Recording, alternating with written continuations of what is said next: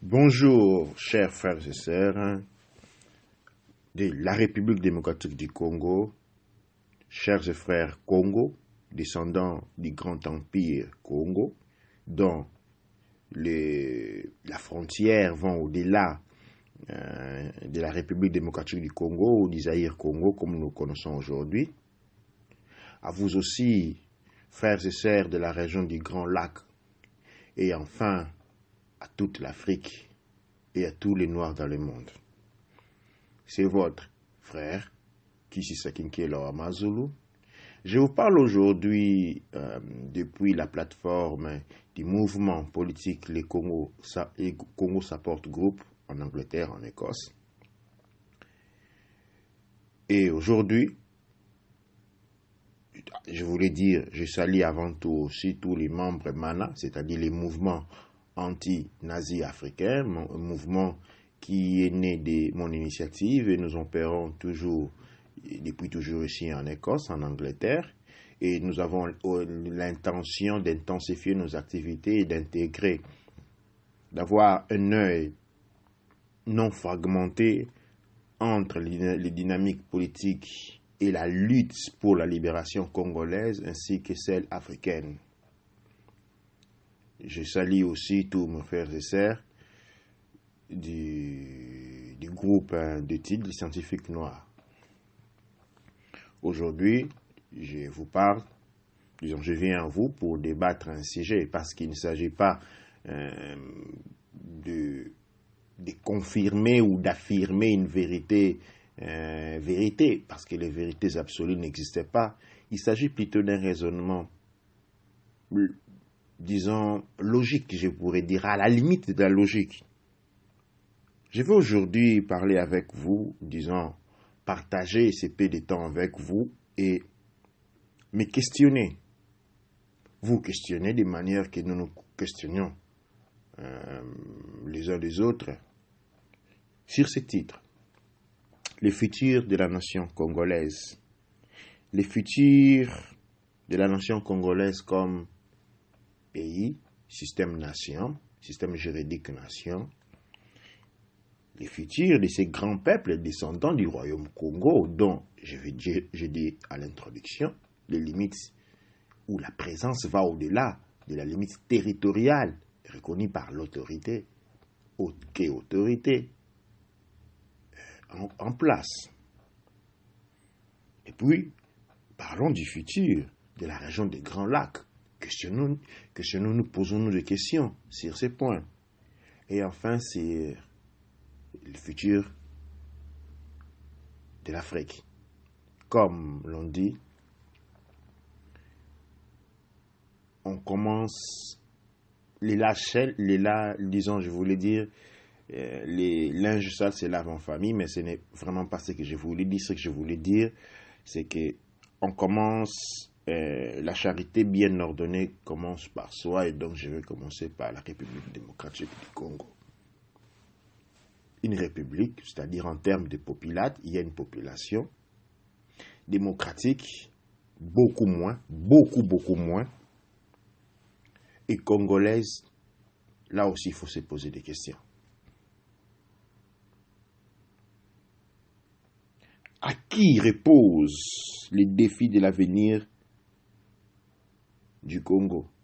À qui repose le défi de l'avenir des descendants, des fils et filles du royaume Congo? À qui repose les défis de l'avenir des fils et filles de la région du Grand Lac? À qui repose les défis de l'avenir des fils et filles de l'Afrique noire?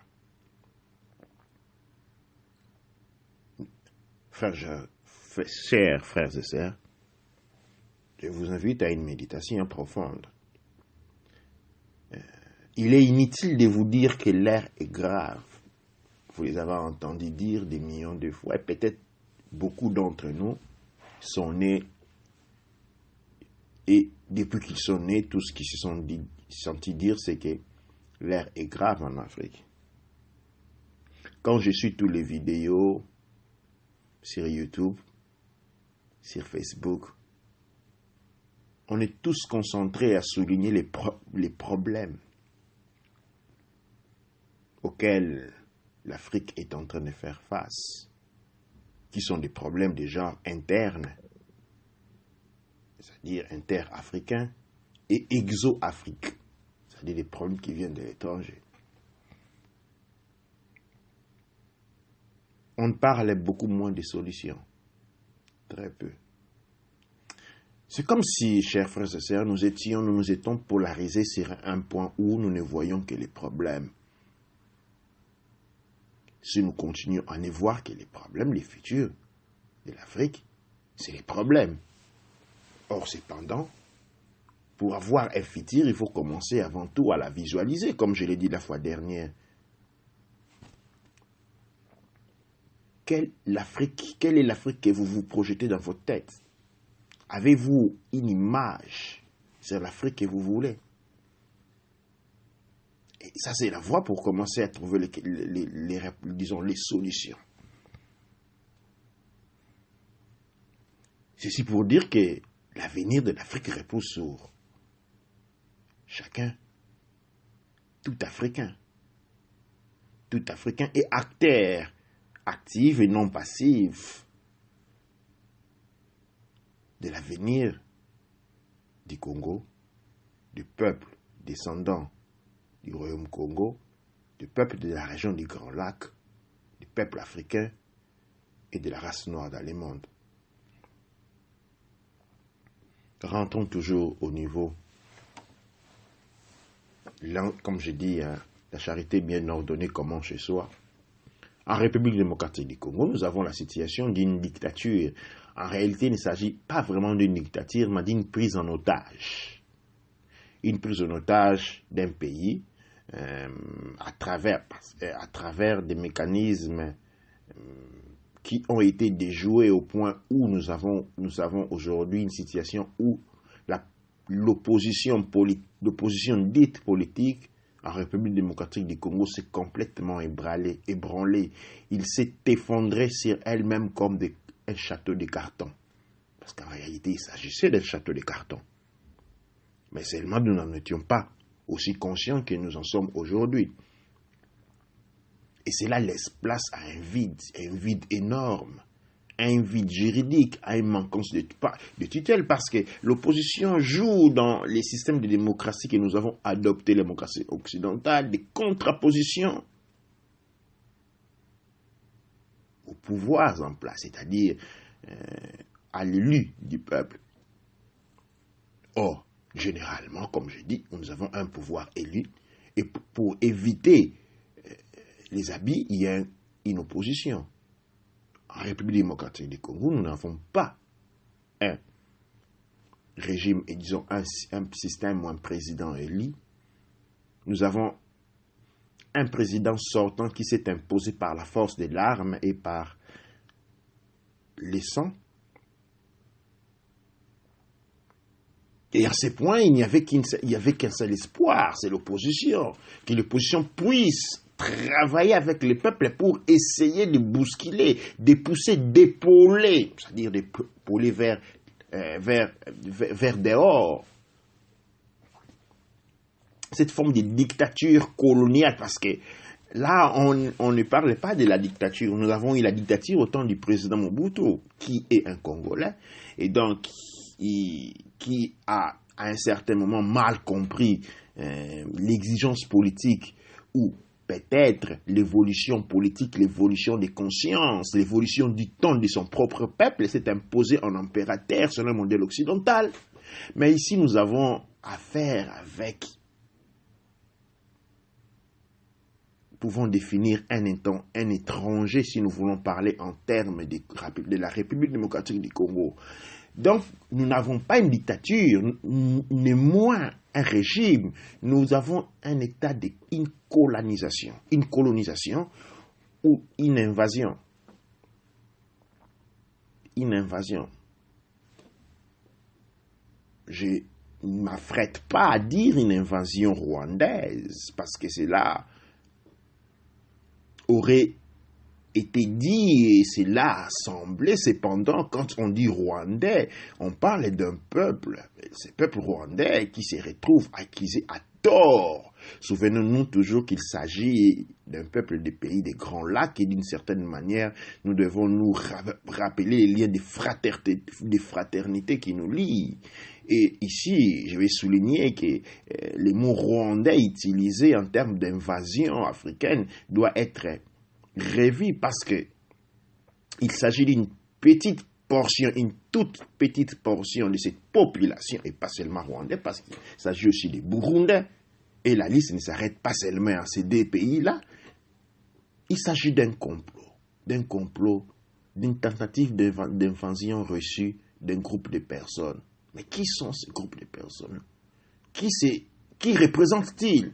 Eh bien, frères et sœurs, je l'ai dit depuis très longtemps sur la plateforme MANA, les mouvements anti-nazis africains, il s'agit d'une forme, une manifestation nazie africaine. C'est lui l'ennemi. Nous avons aujourd'hui en Afrique un système qui utilise des subterfuges en se cachant derrière des expressions dont les résultats ont été dangereux. Mais aujourd'hui, fort de la prise de conscience, fort du niveau intellectuel que nous démontrons, aujourd'hui nous réalisons que le conflit entre les Congo et les Rwandais n'a créé que des morts de tous les deux côtés. Et une situation insoutenable d'une haine entre les deux peuples, pendant que le peuple, parce que nous parlons de peuple, rwandais tout comme congolais, généralement, n'ont rien à gagner. Mais il s'agit d'un système, il s'agit d'un microsystème, il s'agit d'une présence, une forme de corruption à l'intérieur du système rwandais, burundais, et la liste est longue, qui affiche un comportement que nous pouvons identifier comme et qualifier de nazisme ou fasciste. Cela veut dire que nous avons combattu contre les moulins avant. Vous vous souvenez de Don Quichotte? Eh bien, c'est ça, c'est ce qui a été le cas. Aujourd'hui, nous devons comprendre que nous avions fait partie du problème. Parce que nous étions inconscients des enjeux en cours. Nous n'avons pas pu avoir la lucidité mentale de diviser le mouvement des variables à l'intérieur de l'équation qui avait pour objectif la destruction du Congo. Aujourd'hui, fort de cette compréhension, nous devons réaliser que nous devons changer notre comportement, notre manière de comprendre les choses et notre orientation mentale.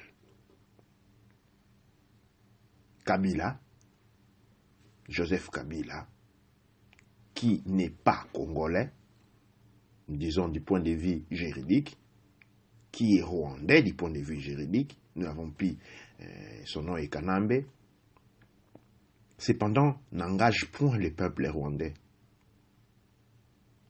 Kabila engage les siens, son ami et frère des complots,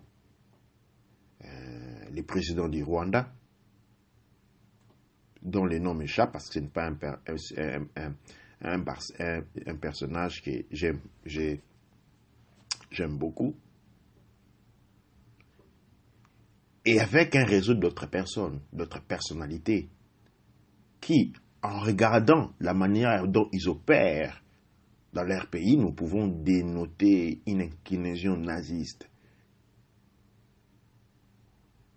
qui peut se définir à travers les meurtres, l'assassinat, comme nous voyons aujourd'hui au Congo. On est en train de tuer des jeunes filles.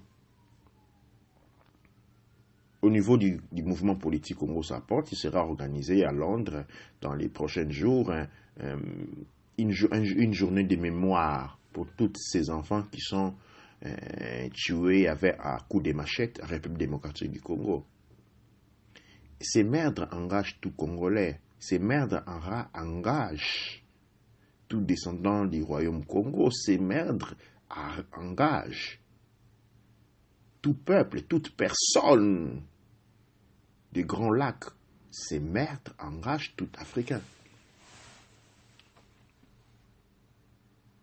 Et oui, cela engage tout Africain. Nous pouvons aujourd'hui nous définir un peuple trahi. Le peuple congolais a été trahi. Trahi, mais trahi dans quoi? Le pouvoir nous a trahis. Kabila dit, moi, nous n'ont pas trahis. Kabila cherche de nous coloniser. Son tentative de colonisation, de balkanisation ne s'arrête point encore. Aujourd'hui, il tente, étant ce dernier un nazi, d'éliminer ce qu'ils appellent les problèmes Congo, pour en faire une grande société fort de ces minéraux du sous-sol, enlever les peuples congolais et les transformer en une forme de factory ou usine de transformation directe.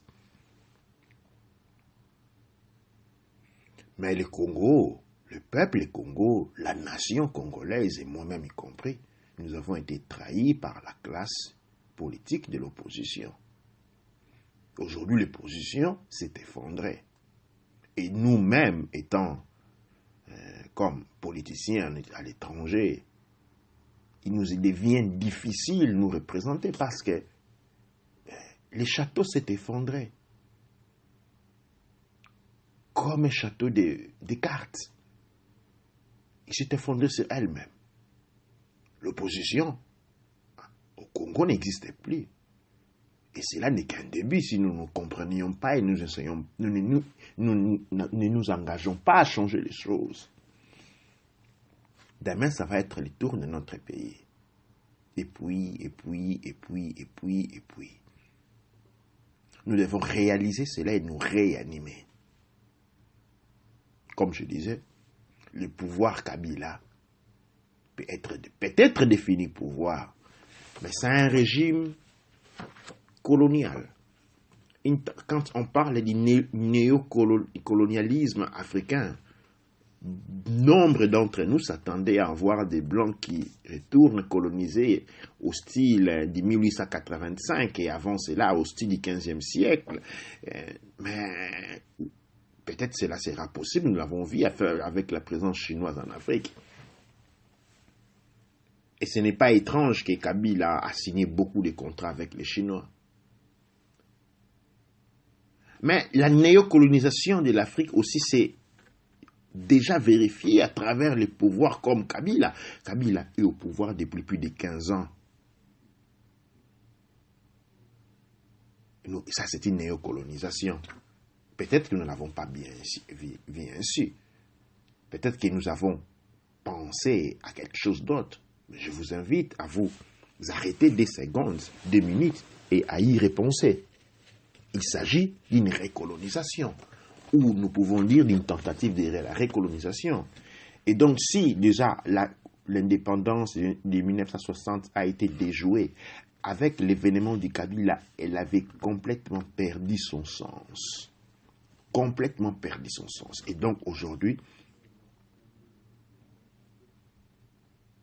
nous devons chasser l'envahisseur, nous devons chasser les colonialistes, comme cela avait été fait avec la Belgique. Pour ce faire, il faut arriver à une prise de conscience populaire pour engendrer un soulèvement total, ne pouvant avoir comme résultat que la fuite du dictateur, la fuite du colonisateur, sans traité et sans aucune forme de tractative et autres.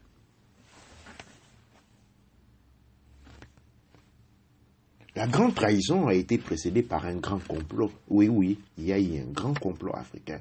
Je sais que beaucoup n'aiment pas entendre parler de complots ou de conspiracy theory, les théories conspiratoires. Mais pensons-y à un moment donné. C'est quoi une conspiration? C'est quand 2, 3, 4 personnes s'engage, signe un contrat dans les noirs pour faire quelque chose qui va nuire aux autres. Et ça, c'est les vécus de tous les jours. Et je ne vois pas en quoi un complot devient une chose négative à dire du point de vue grammatique. Mais oui, le Congo a connu un complot. Mais aujourd'hui, nous ne parlons pas des comploteurs dans le noir, parlons de ce dont nous avons devant nous. Et surtout, essayons de voir les voies et moyens pour arriver à la solution.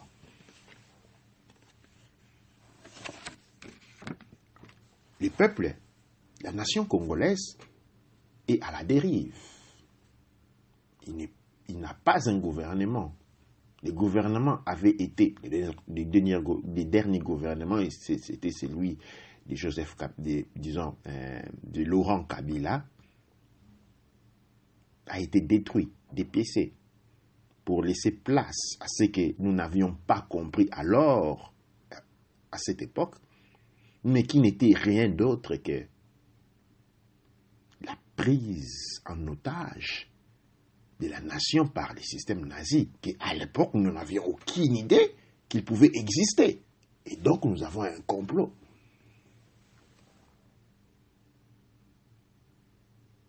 La nation congolaise n'existait pas.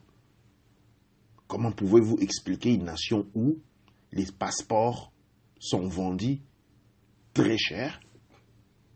Partout dans le monde, les passeports et l'identité étant congolais, j'ai droit à un passeport. Et cependant, je dois payer les frais administratifs permettant à la machine de pouvoir fonctionner, de l'imprimer et de le mettre à ma disposition. Maintenant, les passeports sont vendus. C'est les passeports congolais, les passeports les plus chers du monde. Et l'argent n'est pas versé à l'État, au gouvernement, puisqu'il n'y en a pas. C'est un complot des brigands qui mettent des vestes et ressemblent à des ministres, à un gouvernement, il n'y en a pas. Même le dernier gouvernement qui a été voté, ce n'est pas un gouvernement. C'est une association de malfaiteurs vêtus en seigneur, en monsieur, je vous le dis. En rentrant sur les passeports, avez-vous déjà vu un seul pays dans le monde où l'argent, les frais payés très cher, les passeports coûtent très cher, autour de 250 $, sont directement versés dans la poche privée, dans les poches privées du frère de Kabila. Même dans les systèmes impériaux, où nous savions que les taxes, quand nous parlons des systèmes empires anciens en Occident, étaient versées au profit exclusif de la famille royale, mais il y avait quand même un système fiscal.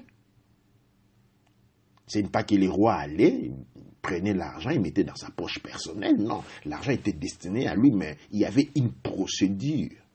Aujourd'hui, il n'y a pas de procédure. Et donc, il faut réaliser que le système pays n'existait pas. Il s'est effondré. Mais il ne s'est pas effondré aujourd'hui. Il s'est effondré il y a très longtemps. Il s'est effondré à la mort de Laurent Désiré Kabila. Et nous avons vécu dans une utopie. Et aujourd'hui, les voiles de l'utopie tombent. Les voiles du mensonge tombent. Et donc, il devient éminent et important réagir des conséquences.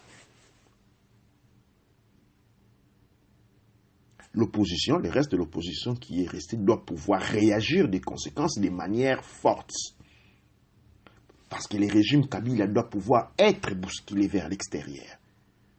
Cependant, il est en train de se raffermir fort du complot qui a été mené, du contrat de se partager les pays entre les différents brigands réunis autour du gouvernement qui a été élu. Mais élu par qui? Par le président. Mais président en quoi? Parce qu'il n'a pas été élu. Comment un monsieur qui n'a pas été élu par le peuple, donc il n'a pas reçu la souveraineté de la part du peuple, élire un gouvernement? En quels termes? La Constitution. Mais non, la Constitution n'engage pas le président, il engage le peuple. Il doit être reconnu par le peuple. Et surtout du moment où il n'est pas appliqué pour le peuple. Changer la Constitution est un droit. ou, je voulais dire, changer la Constitution est une prérogative populaire. C'est au peuple qu'on demande la permission de changer la Constitution. Parce qu'il est un contrat du peuple. Et aujourd'hui, frères et sœurs, je vous demande de réfléchir et de chercher à faire partie de la solution. Ces messages s'adressent à tous les Congolais en premier lieu. Et aussi, je m'adresse à tous les Africains. Les problèmes du Congo, c'est les problèmes de l'Afrique. Comme on a pu voir, les problèmes du Congo engagent les Rwandais. Et j'invite aussi les peuples rwandais à y réfléchir. Les problèmes du Congo engagent les Burundais. Puisque l'imposteur qui s'est fait passer pour président au Congo est un Rwandais. Donc cela engage directement le peuple rwandais, les peuples burundais et toutes les autres forces impliquées. En gros, elle engage tout Africain à réfléchir.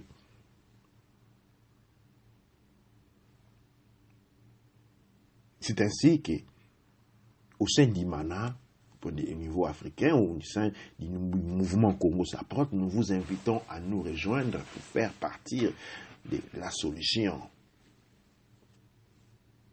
À moins que nous avions décidé de redevenir des esclaves en temps plein de manière directe. Nous l'avons peut-être été, mais de manière inconsciente et indirecte. Mais aujourd'hui, nous nous engageons sur une voie pour laquelle nous les deviendrons de manière directe et consciente. J'aimerais que vous réfléchissiez de manière profonde sur ces propos, sur ces mots. Pour ceux qui trouvent que la situation est grave et l'air est très grave, je vous invite à nous rejoindre au sein du mouvement politique Congo s'apporte. Congo s'apporte aujourd'hui et nous avons des chambres de représentation qui sont partout, des bureaux de représentation en France, en Belgique, aux États-Unis, au Canada, au Congo, en Afrique du Sud. Je vous invite à tous ceux qui ont perdu la foi parce qu'aujourd'hui il y a vacances. Je ne parle pas de vacances, on a des vacances, c'est-à-dire il y a perte de tutelle. L'opposition n'existe plus. Et nous ne devons pas nous abandonner. Le Congo Support peut faire la différence parce que au sein du Congo Support, nous pratiquons ce que nous appelons la politique consciente. Beaucoup de personnes ayant été déçues par la politique n'aiment pas entendre parler de politique. Eh bien, chers frères et sœurs, je vous assure que vous n'avez pas le choix. Regardez vos enfants. Comment pensez-vous qu'ils vont grandir? Et surtout, dans quel monde voulez-vous les laisser? Eh oui, chers frères et sœurs, vous ne pouvez pas abandonner la politique. Mais nous pouvons proposer une politique différente, une politique consciente, une politique verte. Une politique au modèle africain. Une politique qui naît du progrès, de l'évolution de la culture africaine. Une politique où toute personne est responsable. Où toute personne est engagée, où toute personne compte, où toute personne est appelée à agir de manière active. Parce qu'il est question de nos propres enfants. Il est question de nos propres vies. Il est question de nos propres villages, territoires. Et donc la politique engage personnellement. Mort et vivant. On ne peut pas l'abandonner. Cependant, nous avions été pendant très longtemps entraînés à croire à une politique débilitante, une politique malade qui n'engage pas le peuple, plutôt qu'il la soumet. Nous avons été engagés à une politique coloniale, où nous avons été décolonisés. Aujourd'hui, l'ère est arrivée, frères et sœurs, de changer cela. De venir ensemble et de pratiquer une politique verte, une politique consciente. Une politique comme nos ancêtres avant l'arrivée de l'esclavage la pratiquaient. Une politique qui se faisait pour le peuple et par le peuple. Une politique pour laquelle les Nsino, les chefs ou les Fumu, n'étaient pas les chefs, mais plutôt des serviteurs. Aujourd'hui, tout le monde courbe la tête devant les ministres. Mais c'est quoi un ministre? C'est un serviteur du peuple. Il n'est pas patron du peuple. Il ne vaut pas plus que le peuple parce que c'est le peuple qui lui donne ses pouvoirs. Même pas pouvoir, mais responsabilité de représenter. La politique, les politiciens sont les serviteurs du peuple quand ils sont élus et mis au pouvoir. Et leur rôle est celui de parler au nom du peuple vers l'étranger. De se présenter d'aller représenter, se battre pour les intérêts du peuple à l'étranger. Mais ils ne sont pas là pour dire au peuple comment vivre leur vie. Ils ne sont pas des babysitters. Non, ça c'est une politique malade. C'est une conception erronée. Et le peuple doit devoir commencer à se réveiller, à réaliser que c'est lui qui met les gens au pouvoir et pas le contraire.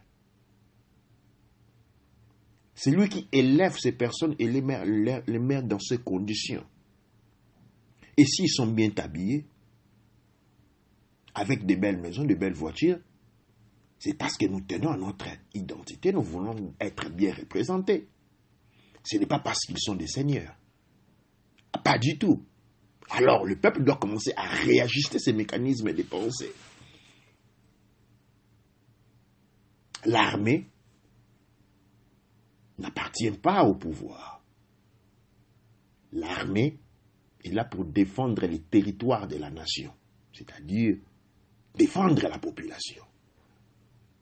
Dans la mesure où dans les cas où l'armée se met entre les dirigeants et le peuple en usant leurs armes, cette armée est délégitimisée. Il n'est plus une armée, mais devient une milice, un groupe militaire. Il représente un groupe de brigands, comme l'est l'armée congolaise, tout comme la police congolaise, un groupe de brigands. Pour être une armée populaire, vous devez défendre le peuple, défendre les territoires nationaux. Du moment où les infiltrations au Congo, on peut rentrer de n'importe où, n'importe comment, l'armée n'existait pas, la police n'existait pas. Mais ce qu'il existe, il existe un instrument pour extorquer, c'est-à-dire pour mettre mal à l'aise la population. Et donc, par conséquent, les titres de l'armée nationale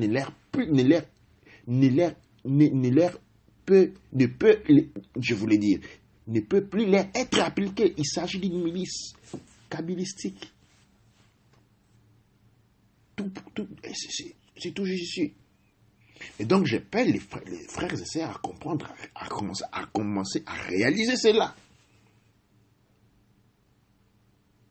Et une majeure compréhension de ces facteurs politiques, sociaux, éthiques, culturels, étymologiques, démographiques, ontologiques sont disponibles au sein du mouvement qu'on vous apporte, où nous vous invitons à vous joindre, à nous rejoindre, pour qu'ensemble nous faisons partie de la solution.